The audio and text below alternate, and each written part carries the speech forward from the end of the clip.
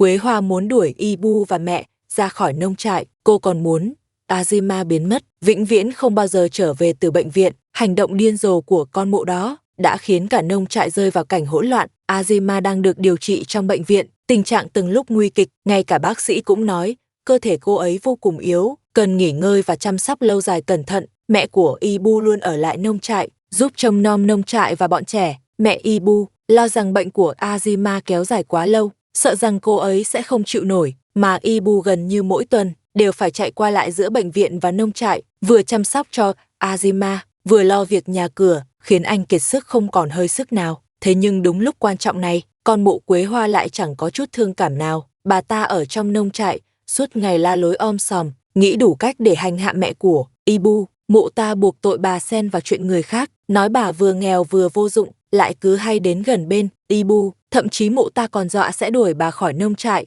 và lớn tiếng rằng ở đây không cần người vô ích. Những lời đó truyền ra ngoài, khiến ai nấy đều kinh ngạc và phẫn nộ. Mọi người thật sự không hiểu nổi, một người phụ nữ từng chịu khổ như bà ta, làm sao lại có thể trở nên lạnh lùng tàn nhẫn đến vậy. Thực ra mục đích của Quế Hoa quá rõ ràng, cô ta không muốn Azima hồi phục, cũng không muốn gia đình Ibu được yên ổn. Cô ta muốn lợi dụng căn bệnh này để chia rẽ Ibu và mẹ anh, khiến cả gia đình tan nát, rối loạn hoàn toàn.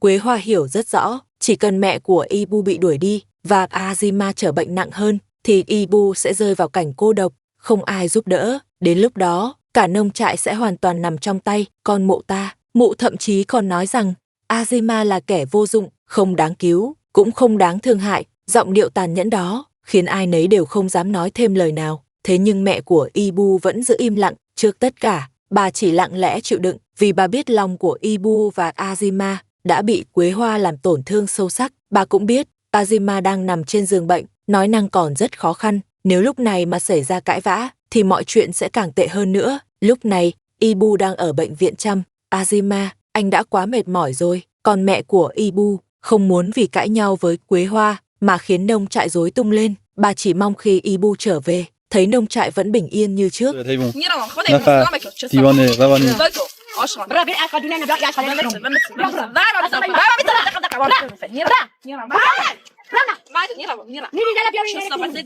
Lúc này Ibu ngồi trong bệnh viện, nhìn ánh đèn trắng mà ngẩn ngơ. Trong lòng anh hiểu rõ, chỉ cần Azima vượt qua được cơn nguy kịch này, thì gia đình mới có hy vọng. Nhưng nếu Azima không qua khỏi, thì anh cũng chẳng còn dũng khí để sống tiếp. Lúc đó, mái ấm này sẽ hoàn toàn sụp đổ. Bầu không khí trong nông trại tràn ngập sự oán hận và nặng nề. Con mụ Quế Hoa vẫn lượn lờ khắp nơi trong nông trại, miệng lẩm bẩm những lời cay độc chua ngoa, như cơn gió lạnh lẽo quét qua từng góc nhà. Mụ ta dường như đang tận hưởng khoái cảm khi gây hỗn loạn, mặc kệ nước mắt và nỗi đau của người khác. Nhưng mẹ của Ibu hiểu rõ tất cả, bà chỉ xem Quế Hoa như kẻ điên, cố gắng không để ý đến mụ ta nữa. Còn ở bệnh viện lúc này, Ibu đang âm thầm gom góp sức mạnh trong im lặng, và khi Azima thoát khỏi cơn bệnh và bình phục trở lại, thì báo ứng của Quế Hoa có lẽ cũng sẽ lặng lẽ kéo đến. Sự ác độc của Quế Hoa gần như bao trùm cả nông trại, vẻ ngang ngược và gương mặt cay nghiệt của con mụ đó khiến ai nấy đều tránh xa. Từ khi Ibu đưa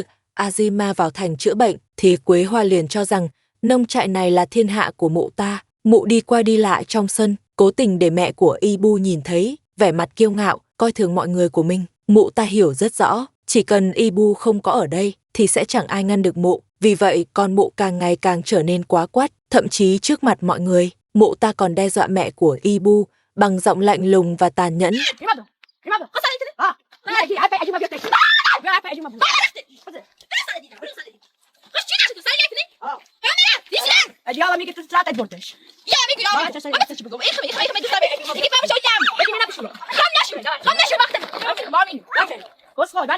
Những lời đó khiến người phụ nữ hiền lành, trầm lặng ấy hoàn toàn rơi vào sợ hãi và bất an. Ngoài sân, Quế Hoa vẫn không buông tha, miệng lẩm bẩm không ngừng, nói ra những lời lạnh lẽo khiến người ta rùng mình, như thể muốn mượn chính mảnh đất tĩnh lặng này để tuyên bố quyền thống trị của mụ với cả nông trại.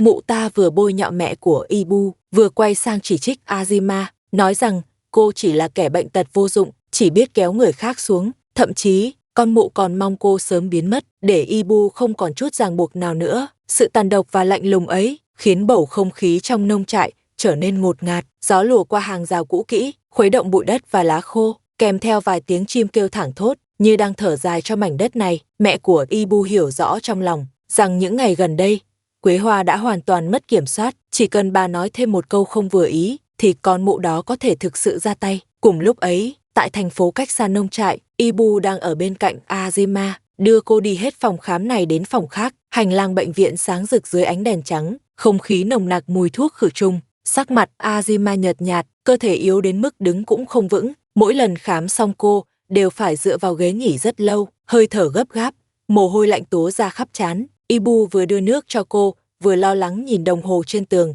Anh hiểu rõ bệnh tình của Azima rất nghiêm trọng, và lời bác sĩ đã khiến anh nhận ra rằng căn bệnh này không thể chữa khỏi trong ngày 1, ngày 2. Nhưng trong lòng, Ibu lại có một nỗi lo khác, vì anh quá hiểu tính khí của Quế Hoa ở nông trại, đặc biệt là khi anh không có mặt ở đó. Mẹ anh đã lớn tuổi, lại hiền lành yếu đuối, làm sao có thể đối đầu với con mụ ấy. Anh định gọi điện về hỏi thăm, nhưng lại sợ mẹ chỉ nói những điều tốt đẹp, không dám báo tin xấu. Ibu chỉ biết giấu nỗi lo trong lòng. Thời gian lặng lẽ trôi qua, tiếng nắng chiều xuyên qua cửa sổ rọi vào phòng. Trên hành lang dài của bệnh viện, bóng người dần dần di chuyển trên nền gạch. Azima tựa lưng vào ghế, hơi thở yếu ớt, nói một câu thôi cũng thấy khó nhọc. Ibu nhìn khuôn mặt gầy gò của cô, trong lòng dâng lên cảm giác bất lực sâu sắc. Anh vừa muốn ở lại bệnh viện chăm sóc, vừa lo mẹ ở nhà bị Quế Hoa làm hại. Nỗi đau bị giằng xé hai phía khiến anh gần như không thở nổi. Bác sĩ thông báo cần chờ thêm kết quả kiểm tra tiếp theo, có thể phải đến tối mới có kết quả. Nghe đến đây, Ibu chỉ biết lặng im không nói. Anh nhìn ra bầu trời ngoài cửa sổ, hôm nay chắc chắn không thể về nhà. Không khí trong thành phố thật ngột ngạt, dòng xe tấp nập trước cổng bệnh viện khiến mắt anh nhức nhối. Chợt nghĩ đến mẹ đang cô đơn chịu đựng sự nhục mạ của Quế Hoa. Trái tim anh đau nhói như bị kim châm, nhưng anh không thể rời đi, cũng không thể bỏ cuộc. Bệnh tình của Azima không thể chậm trễ, lúc này anh chỉ còn cách ở lại. Sự độc ác của Quế Hoa và cơn bệnh của Azima đã trở thành hai sức mạnh anh không thể cùng lúc chống đỡ. NGI vẫn chưa tàn, nhưng bầu trời đã dần nhuốm màu u tối. Cảm giác đè nén dần lan ra trong lòng Ibu. Anh biết dù đêm có đến hay không, thứ chờ anh phía trước chỉ là nỗi lo và bất an sâu thẳm hơn. Cảm ơn các bạn đã xem hết video. Hẹn các bạn vào những tập sau.